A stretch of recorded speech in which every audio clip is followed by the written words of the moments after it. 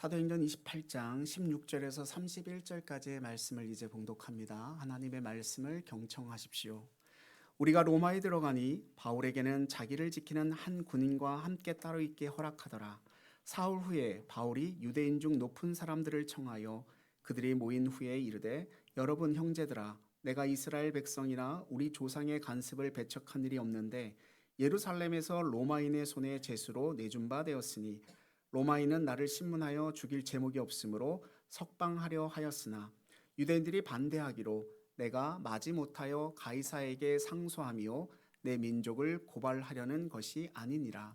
이러므로 너희를 보고 함께 이야기하려고 청하였으니 이스라엘의 소망으로 말미암아 내가 이 쇠사슬에 매인 바 되었노라. 그들이 이르되, 우리가 유대에서 내게 대한 편지도 받은 일이 없고 또 형제 중 누가 와서 내게 대하여 좋지 못한 것을 전하든지 이야기한 일도 없느니라. 이에 우리가 너의 사상이 어떠한가 듣고자 하니 이 파에 대하여는 어디서든지 반대를 받는 줄 알기 때문이라 하더라. 그들이 날짜를 정하고 그가 유숙하는 집에 많이 오니 바울이 아침부터 저녁까지 강론하여 하나님의 나라를 증언하고 모세의 율법과 선지자의 말을 가지고 예수에 대하여 권하더라. 그 말을 믿는 사람도 있고 믿지 아니하는 사람도 있어 서로 맞지 아니하여 흩어질 때에 바울이 한 말로 이르되, 성령이 선지자 이사야를 통하여 너희 조상들에게 말씀하신 것이 옳도다 일렀으되, 이 백성에게 가서 말하기를 너희가 듣기는 들어도 도무지 깨닫지 못하며 보기는 보아도 도무지 알지 못하는도다. 이 백성들의 마음이 우둔하여져서 그 귀로는 둔하게 듣고 그 눈은 감았으니 이는 눈으로 보고 귀로 듣고 마음으로 깨달아 돌아보면 내가 고쳐줄까 함이라 하였으니, 그런즉 하나님의 이 구원이 이방인에게로 보내어진 줄 알라. 그들은 그것을 들으리라 하더라. 바울이 온 이태를 자기 셋집에 머물면서 자기에게 오는 사람을 다 영접하고 하나님의 나라를 전파하며 주 예수 그리스도에 관한 모든 것을 담대하게 거침없이 가르치더라. 아멘. 이것은 살아계신 하나님의 말씀입니다. 할렐루야. 하나님의 은혜와 복이 저와 여러분에게 함께하기를 바랍니다. 드디어 바울이 로마에 오게 되었습니다. 여기까지 오는데 얼마나 많은 죽을 고비를 넘기고 또 넘기고 이곳에 오게 되었어요. 그렇지만 죽을 고비를 수없이 넘긴다고 하더라도 하나님께서 그를 세우시고자 뜻하셨다면 반드시 그 로마에 서게 된다라는 것을 성경은 우리에게 분명하게 가르쳐주고 있습니다. 여러분이 죽을 고비를 넘긴다고 할지라도 죽지 않습니다. 죽을 고비를 겪는다라고 하는 것은 죽음을 맞이한다라는 뜻이 아닙니다. 죽을 것만 같은 고비를 넘어갈 수 있는 힘을 주시기 때문에 반드시 그 고비는 넘어서게 되어져 있습니다. 혹시 저와 여러분의 삶 가운데 어두운 터널을 지나고 계신 분이 계십니까? 고통 가운데, 고난 가운데 해결될 것 같지 않은 그런 시간들을 보내고 계신 분이 계십니까? 반드시 끝이 있다는 것을 꼭 기억하시기 바랍니다. 모든 터널의 끝이 있고 모든 어둠의 빛이 임하는 때가 온다라는 거예요. 바울이 지금 그 로마에 쓴 겁니다. 그 죽을 고비를 다 거쳐서 드디어 로마에 섰어요. 참 놀라운 일이죠. 어떻게 여기까지 올 수 있게 되었을까? 16절 말씀 우리 같이 한번 읽어보겠습니다. 우리가 로마에 들어가니 바울에게는 자기를 지키는 한 군인과 함께 따로 있게 허락하더라. 아멘. 이 바울이 온다는 소식을 듣고 놀랍게도 로마에 있는 형제들, 얼굴 한번 본 적 없는 형제들이 70km나 떨어져 있는 그 아비오 광장에까지 와서 맞이를 해줬어요. 그리고 50km가 떨어져 있는 트레비스 그 타베르네라고 하는 곳까지 와가지고 영접을 했단 말입니다.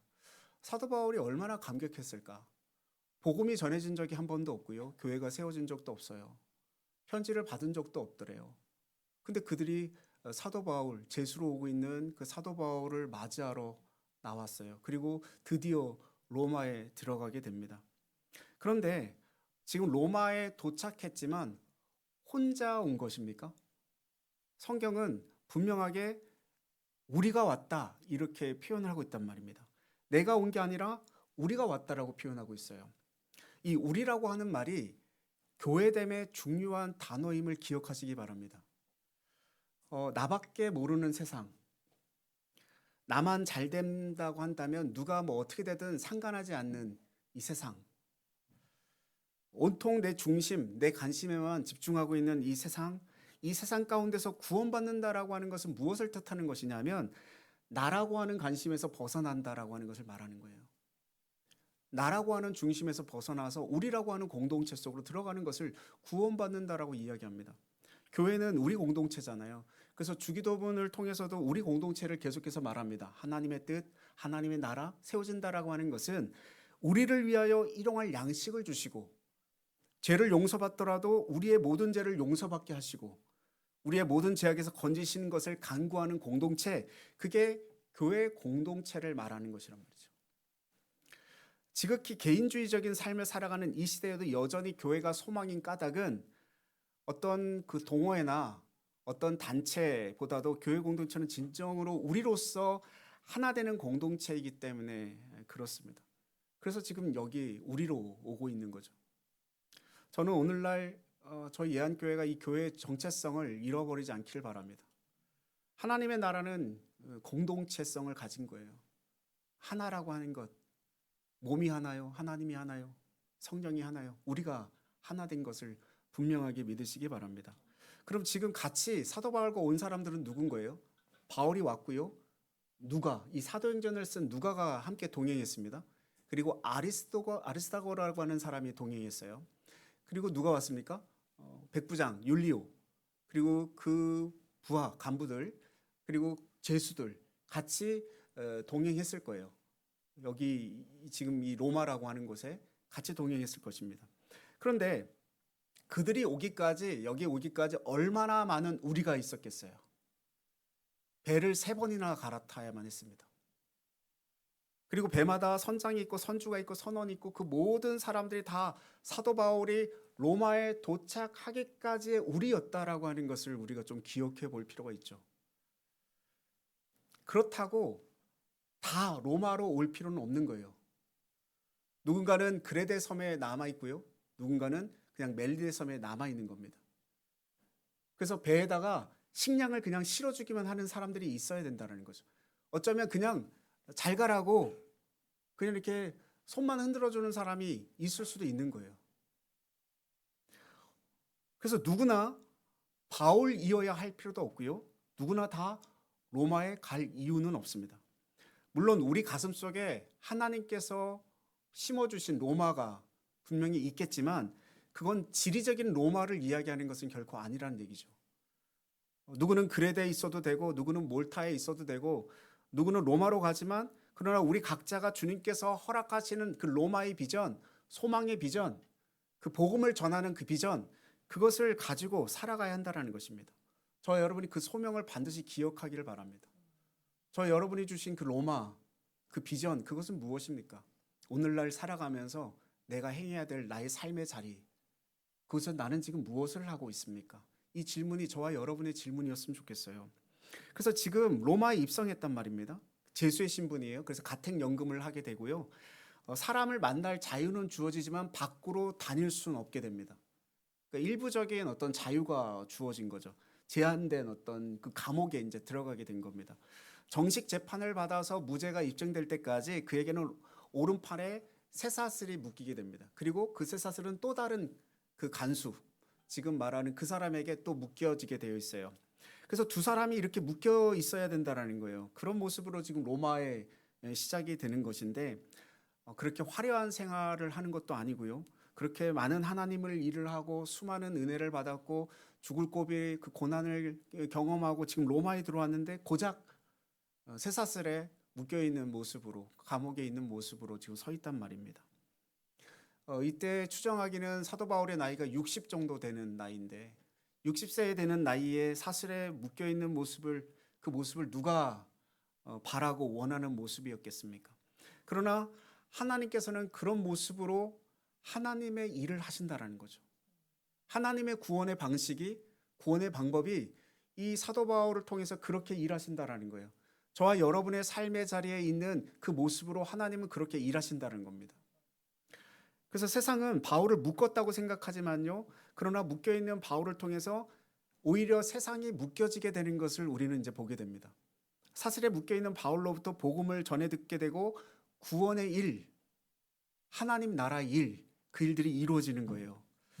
지금 이렇게 묶여져 있는 이 간수가 복음을 받아들였다라고 하는 기록은 성경에 지금 기록되어 있지 않습니다. 그러나 제가 단언하건대 이제 바울이랑 같이 있기 때문에 바울이 설교를 하게 되면 그 설교를 고스란히 계속 들을 것이고, 바울이 기도를 하면 그 기도를 계속 들을 것이고, 찬양을 하면 계속 그 찬양을 들을 거 아닙니까? 2년 동안. 뭐 굳이 어쩔 수 없는 상황에 놓이게 되는 거잖아요. 그래서 그가 복음을 반드시 접하게 될 수밖에 없고, 복음을 받아들이는 전도를 당할 수밖에 없는 그런 신세가 되어진 겁니다. 이걸 뭐 어떻게 알 수 있습니까? 그냥 추정하는 겁니까? 저도 뭐 추정하는 겁니다만, 그 사도 바울이 로마 감옥에서 쓴 편지가 옥중서신이라고 그러잖아요. 에필 골몬 이렇게 해서 에베소서, 빌립보서, 골로새서, 그리고 빌레몬서 이렇게 네 권인데, 빌립보서 4장 22절에 보면 그 사도 바울이 문안 인사를 할 때 거기에 이런 어떤 말씀이 있습니다. 제가 읽어드리겠습니다. 모든 성도들이 너희에게 문안하되 특히 가이사의 집 사람들 중 몇이니라, 이렇게 말씀해요.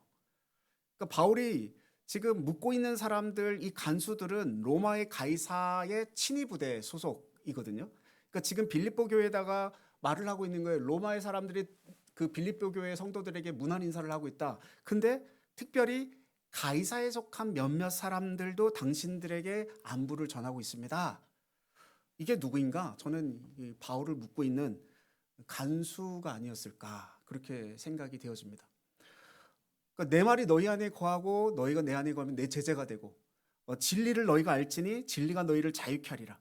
우리는 주님을 만나게 되면 누구나 세상에 줄 수 없는 자유를 맛보게 돼요. 근데 그 자유함 때문에, 그 구원 때문에 우리는 예수님께 스스로 묶임을 받는 그런 존재가 되어지는 것이고, 그렇게 묶인 삶을 살기 시작하면 우리는 세상 가운데 다시 들어가서 세상을 묶어버리는, 무엇으로? 복음으로 묶어버리는 삶을 살아가게 된다는 거예요.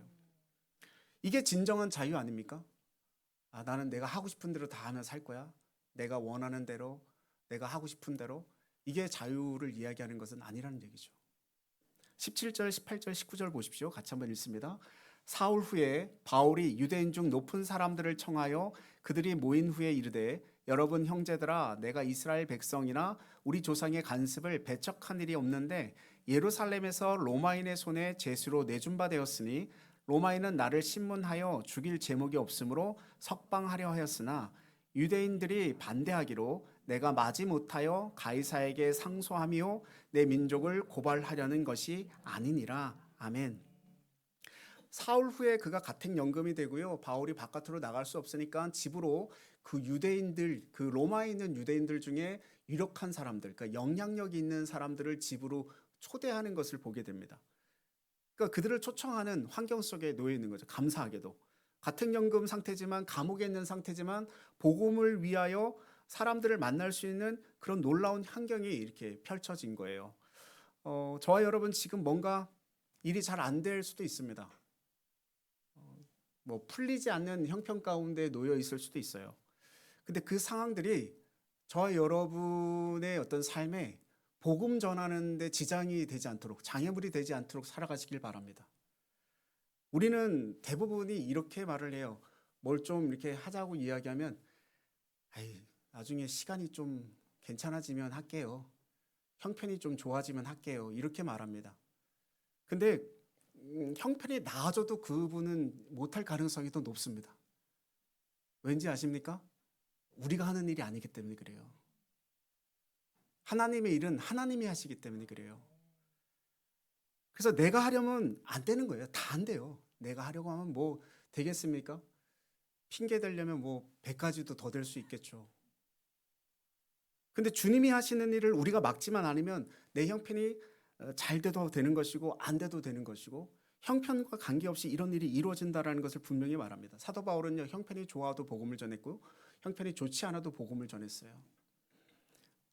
뭐 풀려나도 복음을 전했고 묶여 있어도 복음을 전했습니다. 그러니까 저와 여러분들이 살아야 할 목적과 이유, 그 우선순위만 정확하게 정립이 되어 있다고 한다면 어떤 상황에서도 복음은 전해진다라는 거예요. 하나님이 복음을 우리를 통해 전하려고 하는데 우리가 가로막고 있는지도 몰라요. 우리의 생각이, 우리의 선입관이, 우리의 고정관념이 그 복음을 전하지 못하도록, 예수 그리스도의 복음이 흘러가지 못하도록 막고 있는지도 모릅니다. 20절 같이 한번 읽겠습니다. 20절. 이러므로 너희를 보고 함께 이야기하려고 청하였으니 이스라엘의 소망으로 말미암아 내가 이 쇠사슬에 매인 바 되었노라. 아멘. 야, 너 무엇 때문에 사슬에 묶여가지고 지금 이런 이야기를 하고 있어? 라고 물으니까 사도 바울이 여기에 대답한 거예요. 이스라엘의 소망으로 말미암아 내가 사슬이 묶인 것이다. 이스라엘의 소망은 무엇을 얘기하는 걸까요? 메시아. 반드시 메시아가 온다. 이스라엘 사람들은요, 우리를 구원하실 메시아가 온다라고 하는 것을 구약을 통해서 계속 들었단 말입니다. 그러니까 이스라엘의 소망이라고 하는 것은 소망의 빛으로, 구원의 빛으로 우리에게 오실 그 메시아, 그분이 오신다라고 하는 것을 지금 사도 바울이 그분이 누구라는 것을 얘기하고 싶은 거예요. 예수 그리스도십니다. 이걸 지금 얘기하려고 그들을 지금 초청하고 있는 거죠. 그러니까 그건 무슨 말입니까? 내가 쇠사슬에 지금 매여져 있는 이유가 뭐 때문이라고요? 예수 그리스도 때문에 내가 지금 쇠사슬에 묶여져 있다. 이걸 말합니다. 그분은 우리를 진리 안에서만 자유케 하지만 우리는 이렇게 사슬에 묶일 수도 있고, 여러분 병에 걸릴 수도 있고, 집안이 어려워질 수도 있고, 관계가 끊어질 수도 있고, 이런 일들이 생기는 거예요. 그렇지만 여러분 안심하십시오. 그 일을 통해서 무슨 일이 벌어지냐면, 내가 지금 이 일을 내 스스로 하고 있는 것이 아니고 이 일을 통해서 누가 드러나시는 거예요? 하나님이 일하고 계시다라는 것을 세상 사람들이 보게 될 것이고 알게 된다라는 거예요. 나는 지금 내가 이 일을 할 수 없는 사람이에요. 내가 하고 있는 게 아니에요. 근데 하나님이 이 일을 통해서 하나님이 일하고 계시다라고 하는, 역사하고 계시다라는 것을 세상에 드러내신다라는 거죠. 사도 바울이 지금 사슬에 묶여 있지만 복음을 전하는 것이 그의 입술을 통해 흘러나오고 있는 것입니까? 그 입술을 통해서 흘러나오지만 복음이 지금 사도 바울이 전하는 거예요? 그렇지 않아요. 그 사도 바울 안에 있는 성령이 전하게 하시는 거죠. 사도행전 1장 8절 말씀 한번 보십시오. 같이 한번 읽겠습니다. 사도행전 1장 8절입니다. 오직 성령이 너희에게 임하시면 너희가 권능을 받고 예루살렘과 온 유대와 사마리아와 땅끝까지 이르러 내 증인이 되리라 하시니라. 아멘. 성령이 너희에게 임하시면 너희가 뭘 받는데요? 권능을 받고. 이 말씀이 지금 어떻게 이루어지고 있는지를 지금 성경은 말씀하고 있는 거죠. 제가 작년 10월 말에 성지순례를 갔다 왔어요. 터키, 그리스를 이렇게 갔다 오면서 사도 바울의 전도 여행의 경로를 다 보면서 제 마음에 큰 감동이 있었단 말이에요. 사도 바울의 이 여정이 이렇구나. 그 제 안에 있는 감동을 좀 놓지 않고 성도들과 같이 나누고 싶었어요. 그래서 사도행전 13장을 그때부터 시작을 하고 지금 28장까지 오게 되었는데, 사도행전 13장부터 28장까지 말씀이 사도 바울의 이야기입니까? 그렇지 않아요. 사도 바울을 사용하시는 하나님의 이야기예요. 바울이 위대한 사람은 맞습니다. 그러나 바울을 통해서 성령께서 일하시는 교회의 이야기예요. 그가 가는 곳마다 교회가 세워졌고요. 그가 가는 곳마다 생명이 잉태했단 말이에요. 그래서 우리는 사도행전을 교회 행전이라고도 얘기하고 성령 행전이라고도 이야기를 하는 이유가 거기 있는 거죠. 그래서 우리가 보아야 될 사람은 바울이 아니에요. 사도 바울은 신이 아닙니다. 누굴 봐야 되는 거예요? 이 얘기를 통해서 우리가 만나야 될 분은 누굽니까? 예수 그리스도이십니다. 그분을 봐야 돼요. 지금 사도 바울이 사슬에 묶여 있지만 복음 전하는데 지장이 있습니까? 하나 없어요. 지장 하나도 없어요. 여러분들이 복음 전하는데 무슨 지장이 있습니까?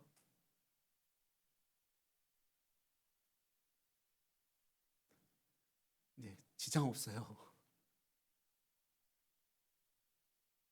근데 우리가 복음을 전하지 아니하면 그 복음을 우리가 세상에 빼앗기게 됩니다. 영적 전장터예요, 이 세상은요. 그래서 우리가 성경의 메시지를 전하지 않으면 세상의 메시지에 점령당하게 되어 있어요.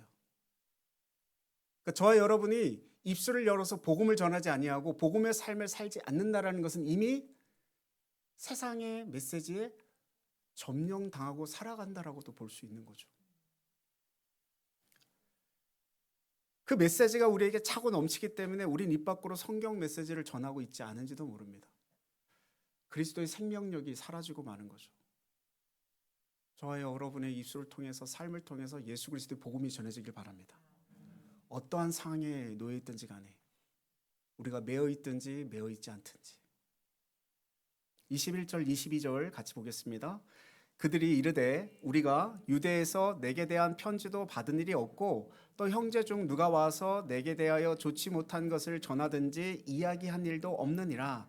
이에 우리가 너의 사상이 어떠한가 듣고자 하니 이 파에 대하여는 어디서든지 반대를 받는 줄 알기 때문이라 하더라. 아멘. 이 사람들은요, 바울에 대한 그 선입견이 없어요. 들은 바가 없대요. 다만 한 가지 아는 것은 복음을 전하는 사람들이 어디를 가나 반대를 이게 당한다라고 하는 것을 잘 안다라고 하는 거예요. 그래서 이들에게 바울은 담대하게 복음에 대한 진실을 알려주려고 하고 있는 거죠. 본인이 선입견 때문에 접근을 하지 않았다면, 초대하지 않았다면 만날 수 없는 사람들이었어요. 우리도 마찬가지 아닙니까? 저와 여러분이 저 사람은 안 되겠지 라고 생각하고 다가가지 않으면 그 사람에게 복음 전할 수 있는 일이 없을 수도 있어요. 저는 두고두고 제 인생 가운데 후회되는 일 중에 하나가 뭐냐면, 청년 때 복음을 전하는데 제가 그 사람한테 가서 복음 전하는 게 창피하기도 하고 무섭기도 해서 그 사람한테 가서 복음을 전하지 못하고 만만하다고 생각하는 사람을 찾아가서 복음을 전했단 말이에요. 무슨 말이냐면 이 사람한테 복음을 전하면 저 사람은 받아들일 것 같고 저 사람은 받아들이지 않을 것 같은 거예요. 그래서 받아들이지 않을 것 같은 사람한테는 안 갔어요. 복음을 받아들일 것만 같은 사람한테만 가서 복음을 전했단 말입니다. 성공률은 되게 높았겠죠. 예수 그리스도를 믿겠습니다라고 고백하는 사람들이 더 많았겠죠. 거절당하는 것 자체가 두렵고 무서워서 여러분 먼저 만나보면요, 그리스도인만이 접근할 수 있는 사람들이 있다는 것을 알게 됩니다. 이 세상은 속을 터놓고 얘기할 수 있는 관계가 없지 않습니까? 저는 그래서 속으로 공동체가 얼마나 감사한지 몰라요. 예수 그리스도 복음을 이야기하고 삶을 이야기하고 신앙에 대한 부분들을 같이 쉐어링하고, 세상에서 그런 속 깊은 이야기를 나눌 수 있는 사람들이 몇이나 됩니까? 누구와도 쉽게 나눌 수 없는 철저히 외로운 시대가 되었지 않습니까? 그래서 그리스도인들 말고 성령 세례 받은 사람들 말고 누가 그들에게 조건 없이 찾아가가지고 그런 이야기를 듣고 그런 얘기를 전해줄 수 있는 사람이 누가 있겠습니까? 그러니까 우리가 안 된다고 생각할 게 아니라 가까이 있는 사람들부터 바울이 그렇게 찾아가던 그런 사람들을 우리가 가서 만나야 되겠죠. 그래야 복음이 전해집니다. 그들이 찾아오기만을 바라면 복음이 어떻게 전해지겠어요? 23절 보십시오. 같이 한번 읽겠습니다. 그들이 날짜를 정하고 그가 유숙하는 집에 많이 오니 바울이 아침부터 저녁까지 강론하여 하나님의 나라를 증언하고 모세의 율법과 선지자의 말을 가지고 예수께 대하여 권하더라. 아멘. 로마에 바울이 있었던 이 가택, 이 감옥은요 한 10평 정도 되는 그런 공간이었는데 그 집에 사람들이 점점 많이 찾아오게 됩니다. 나갈 수는 없지만 로마에 있는 사람들이 복음에 대한 궁금함을 가지고 있는 사람들이 찾아오기 시작했어요. 메시지는 뭡니까? 하나님 나라에 대한 이야기를 들으러 온 거예요. 또 한 가지는 뭐예요? 바울이 가지고 있었던 모세오경과 이 율법서, 선지서, 시가서, 이 모든 구약의 말씀을 가지고 예수 그리스도를 선포하고 있는 이야기를 지금 들으려고 오는 겁니다. 이 세상에 예수 그리스도가 구원자다, 예수 그리스도가 답이다, 이게 복음의 전부 아닙니까? 여러분, 세상에서 답 찾으려고 하지 마십시오. 예수 그리스도가 우리의 정답입니다. 하나님 나라에 대한 일, 예수님이 이 땅에 오셔서 회개하라, 하나님 나라가 가까이 왔느니라. 그분이 십자가에 달리시고 다시 살아나셨고 떠나셨기 때문에 이제는 하나님의 나라가 이미 임해져 있다. 하나님 나라는 이곳에도 저곳에도 있는 것이 아니고 너희 가운데 있느니라. 주님의 말씀이 선포되었지 않습니까? 그래서 우리 가운데 있는 하나님의 나라가 드러나게 하기 위해서 하나님께서 저와 여러분의 발걸음, 손을 사용하시는 줄로 믿으시기 바랍니다. 우리가 있는 곳이 하나님의 나라잖아요. 그래서 우리를 통해서 하나님 나라가 전해지지 않으면 누굴 통해서 전해질 수 있겠습니까? 근데 그 복음을 받아들인 사람들은 반응이 둘로 나눠진다라는 거예요. 복음이 전해지는 곳마다, 하나님 나라의 소식을 전해지는 곳마다 그걸 믿고 듣는 사람이, 듣고 믿는 사람이 있고, 듣고 믿지 않는 사람, 그러니까 그걸 받아들이는 사람, 거부하는 사람이 반드시 놓여지게 된다는 거예요. 지금 사도 바울이 전했던 그곳에도 그런 일들이 벌어졌어요. 근데 마가복음을 보면 이 두 가지 반응을 이렇게 말씀해요. 마가복음 16장 16절 말씀에 이렇게 말합니다. 믿고 세례를 받는 사람은 구원을 얻을 것이요 믿지 않는 사람은 정죄를 받으리라. 아멘. 예수가 그리스도이십니다. 예수가 그리스도이십니다. 이 단 한마디 말을 우리가 받아들이면 구원을 받는다라는 게 말이 되냐? 지금도 그렇게 코웃음을 치는 사람들이 압도적으로 많은 시대에 우리는 살아가고 있어요. 교회가 왜 그 모양이야? 예수 그리스도를 믿는 사람들이 왜 그렇게 살아가? 그러면서 아직도 예수 그리스도의 복음을 받아들이지 않는 사람들이 다수가 되어진단 말입니다. 그때나 지금이나 이 말을 거부하고 이 말을 조롱하고 이걸 전하는 사람들을 박해하는 변함없는 시대를 우리는 살아가고 있단 말이에요. 앞으로 점점 어려워질 겁니다. 여러분, 절대 쉬워지지 않아요. 박해의 시대, 고난의 시대가 도래했습니다. 이 믿음을 전하는 것이 점점 어려워질 것을 볼 것이에요. 근데 그럴 때 받아들이지 않을 때 이 복음이 이스라엘을 떠나서 이방인에게로 전해진 것처럼 오늘 한국 땅에 예수 그리스도 복음을 받아들이지 않아서 계속 전 세계 열방으로 계속 퍼져나가겠죠. 그 복음이라는 것이. 그래서 정말 중요한 건 지금 무엇입니까? 그 종말론적인 어떤 생각을 가지고 그 긴박성을 가지고 예수 그리스도의 복음을 계속 가까운 사람들에게 계속 전하는 거예요. 지금 아니면 구원받지 못한다라는 생각을 우리가 가져야 됩니다. 내일 하면 되지. 내일 모레 하면 되지. 아니요. 지금 당장 임하시면 어떡합니까? 어떤 신학자가요. 그 개종한 무슬림을 상담을 하는데 그가 그러더라는 거예요. 그리스도인들은 믿음을 위해서 죽는 사람을 못 봤다. 무슬림들은 믿음을 위해서 자기 자신을 버리는 사람들이 그렇게 수없이 많은데 그러면서 유럽이라고 하는 이 나라는 유럽이라는 이 장소는 21세기에 전부 무슬림화 될 것이다. 이렇게 말을 했어요. 뭐 한국 땅은 어떻습니까?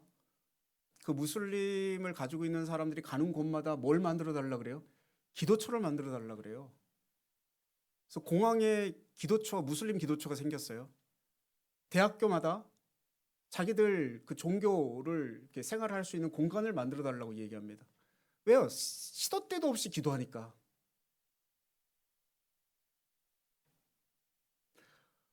어딜 가든 그들은 뭘 앞세웁니까? 신앙을 앞세워요. 그러니까 그들의 삶의 목적이 뭐와 연결되어 있는 거예요? 신앙과 연결되어 있는 거예요. 돈을 벌면 뭐 짓냐면 모스크 짓습니다. 그래서 지금 한국 땅에도 모스크가 엄청 많아요. 큰 모스크 성전이 되게 많아요. 뭐 우리가 그들과 뭘로 이길 수 있겠어요? 우리는 그 하나님을 믿는다는 이유로 점점 더 내가 더 중요해지지 않습니까?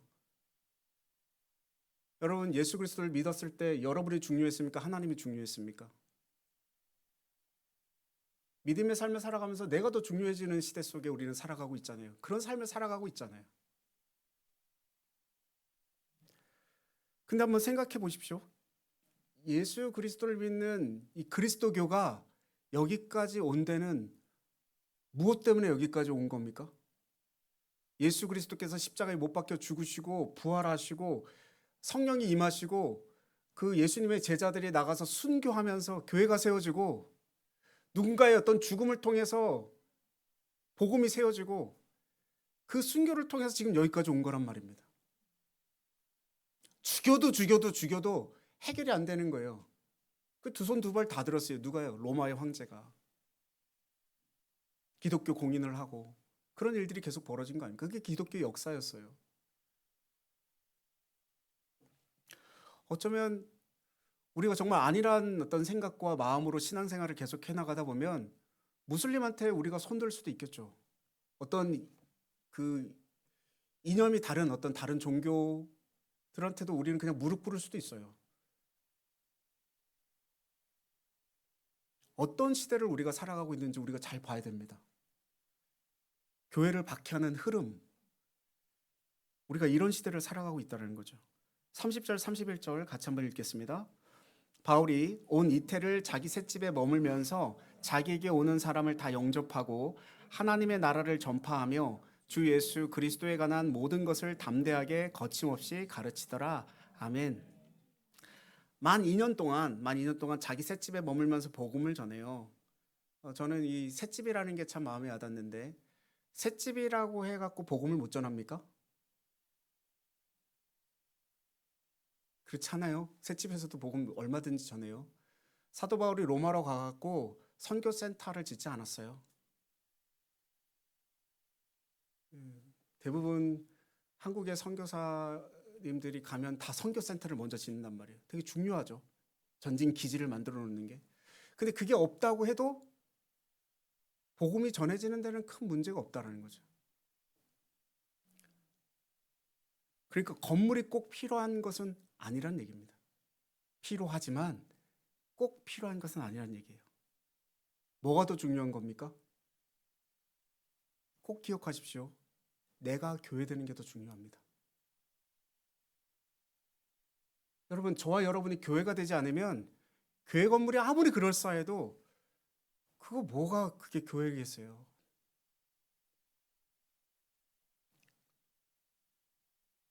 셋집에서 2년 동안 복음 전하는데 아무 지장이 없었다라는 거예요. 그 뭐 저희 예안교회 처음 오신 분이 가끔 뭐 이게 교회냐고 뭐 이러시는 말씀하시는 분도 계세요. 상가교회가 교회냐 뭐 이렇게 말씀하시는 분도 있어요. 저 전혀 부끄럽지 않습니다. 뭐 그런 마음을 가지시든 그런 생각을 가지시든 뭐 때가 되어서 하나님이 계획하신 가운데 교회 건물을 뭐 건축하고 그렇게 세워질 수도 있겠죠. 근데 지금 이 주어진 자리 가운데 하나님이 일하시는 우리 본질을 찾고 하나님의 교회로서 우리가 세워져 가는 거 아닙니까? 저와 여러분이 교회되는 게 더 중요한 거란 말입니다. 교회 건축, 건물 세우는 것보다 더 중요한 건 여러분들 마음속에 신앙이 세워지는 것이고 복음이 세워지는 것이고 하나님 앞에 홀로 된 백성으로서 신앙을 삶을 살아가는 거잖아요. 교회에서는 거룩한데 밖에서는 또 세상의 어떤 흐름에 따라서 또 흘러가는 대로 계속 타협하고 무릎 꿇고 살아가는 우리의 반복된 그런 신앙생활을 이제 그만하고 접고 성령의 이끌림을 받아서 성령의 인도하심을 받아서 진정 그리스도인다움의 삶을 살아가는 것이 그게 중요한 거 아닙니까? 그게 교회된 우리들의 모습이어야 되는 거 아니에요? 그래서 담대하게 주눅들지 않고 두려움하지 않고 거침없이 머무르지 않고 그렇게 복음을 전한 사람이 사도 바울이었다는 거예요. 근데 사도 바울은 어떻게 되었을까요? 이 사도행전의 끝이 좀 애매하지 않습니까? 이 끝마무리가 읽다가 중간에 뚝 끊겨진 그런 느낌이란 말이에요. 왜 그 인간 저자인 누가는 여기서 이렇게 말씀을 마무리 졌을까요? 여러분, 바울이 어떻게 죽었는지 그렇게 중요하지 않습니다. 바울 신학, 바울 생애 연구하는 사람들은 그게 중요하지만 우리들은 그게 중요하지 않아요.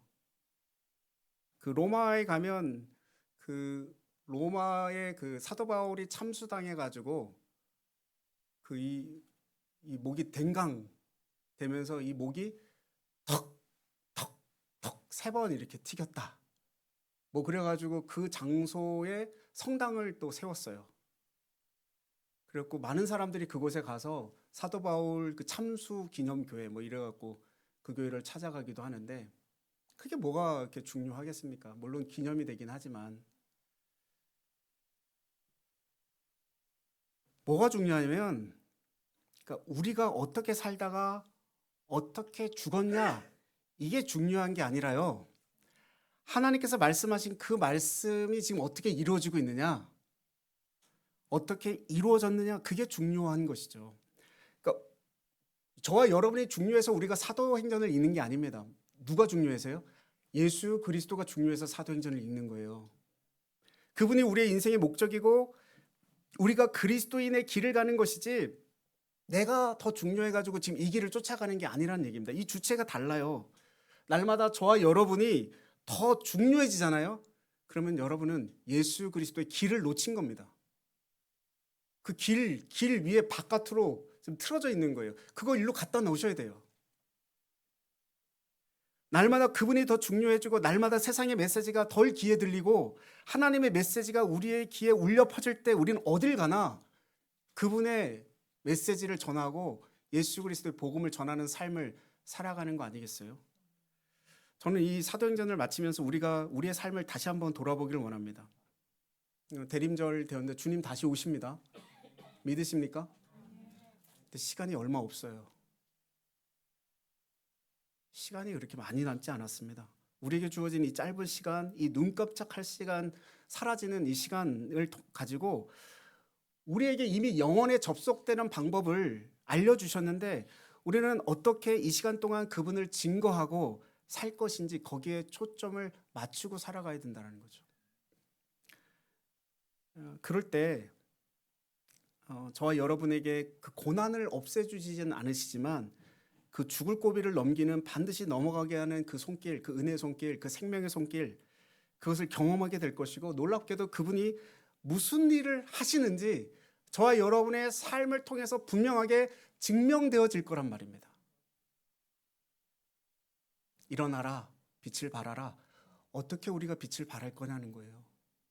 무엇으로 빛을 발할 거라는 거예요. 사도행전은 그렇게 빛을 발하며 살아간 사람들의 이야기입니다. 제가 말씀드렸지만 교회는 앞으로 더 어려워질 겁니다. 벌써 잊으셨을지 모르지만 코로나 때 참 힘들었지 않습니까? 준비되지 못한 상황 가운데 갑작스레 닥친 그런 어떤 문제들로 인해서 교회는 알게 모르게 핍박 아닌 핍박을 받았습니다. 앞으로도 많은 사람들이 죽고 이런저런 사건 사고가 그치지 않겠지만 이것과는 비교할 수 없는 재앙들이 있다고 한다면 어떻게 이 시대를 살아가실 거고 뭘 준비하며 살아가실 건지 우리는 고민해 봐야 되는 거죠. 아니 당장 오늘 저와 여러분이 세상을 떠난다면 무슨 일을 하다가 떠나가시겠습니까? 어쩌면 사도행전은 우리에게 그런 질문을 지금 던져주고 있는 거라고 생각이 들어요. 모든 삶의 제약과 우리를 얽어매고 있는 그 모든 사슬에도 불구하고 저와 여러분이 할 수 있는 일이 있다라는 겁니다. 아니 반드시 해야 할 사명이 있다라는 거예요. 그것은 복음에 묶인 바 되어서 이 세상의 사람들에게 복음을 전하는 일인 것입니다.